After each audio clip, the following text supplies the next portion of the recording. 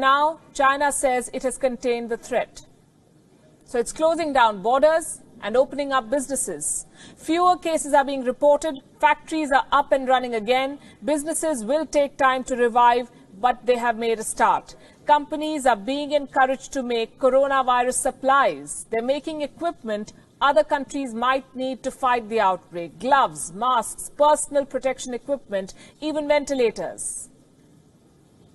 So first China put the world in ICU, and now it is selling them ventilators. Is China profiting from this outbreak? Business and the government now stands to gain in China. And if this sounds too sinister a plot, look at this. This is a book written in 1999, and this could offer clues into the Chinese mindset. It's called Unrestricted Warfare, China's Master Plan to Destroy America. It's a book on military strategy. It was written by two Chinese generals, Qiao Liang and Wang Xiangzu.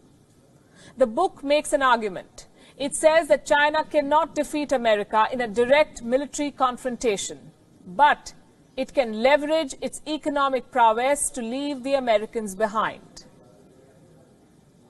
Now, the book's assessment has some eerie similarities with the present situation. It is being quoted by conspiracy theorists. They claim that amid this coronavirus crisis, Beijing is executing its world domination plan.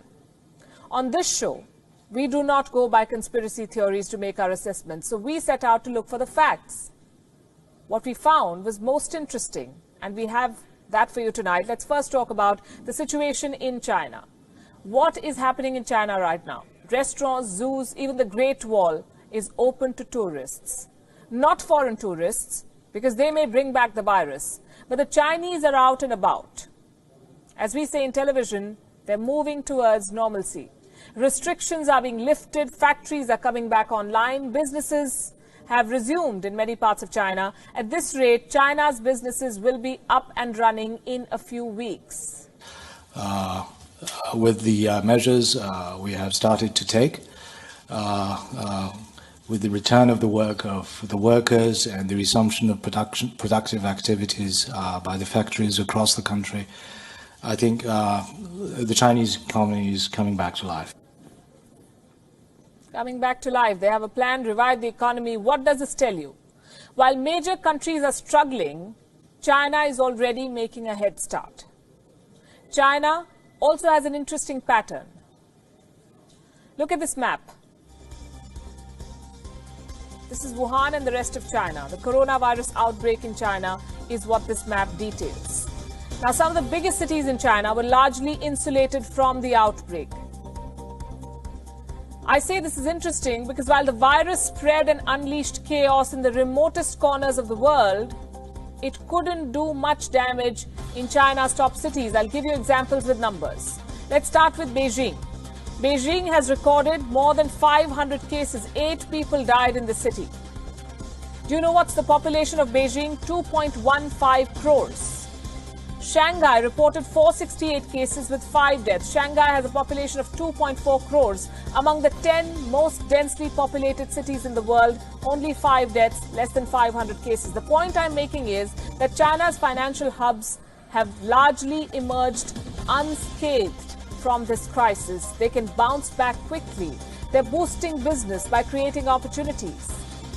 What does the world need right now? Personal protection equipment, masks, they're in short supply. Guess who's filling the gap? Chinese companies already at work to supply to the world.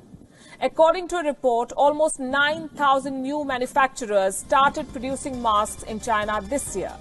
They began business in the first 2 months of 2020. China's daily mask production has crossed 116 million now. Many companies have overseas orders. They're selling outside China. One of the biggest companies is Dawn Polymer. This is a Chinese company. It supplies the fabrics used to make masks. Dawn Polymer has a 40% market share in China. And the value of its shares, the company's shares, has shot up by, listen to this, 417% since January. 417% in 3 months. The holdings of the company's founders now stand at a whopping $1.9 billion. The coronavirus crisis has only meant good news for their business. Here's another example of China creating opportunities from the crisis.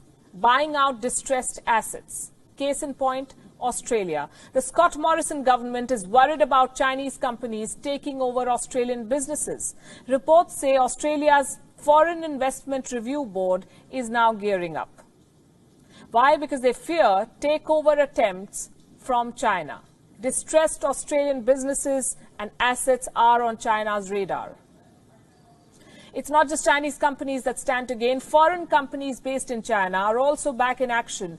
BMW's factories resumed operations in February itself, last month. Fiat Chrysler has also restarted production. Foxconn has resumed work in its mainland China factories. Foxconn manufactures for leading tech giants like Apple and HP. Tesla's factory in China is back online too, reportedly with help from local authorities. Members of the Chinese government allegedly helped Tesla secure key supplies. The Chinese government is going the extra mile to make sure businesses resume operations. In Shanghai, most foreign businesses are back in action. All foreign-funded enterprises have resumed operation, with an 80% employee return rate and a 70% business resumption rate. The overall situation is steadily improving. So while it sounds crass to say that a company or a country profits from a pandemic, these are the bitter facts. China exported a virus to the world. Now the world is sick and China is selling them the balm. And while the world tries to heal, China is already up and running.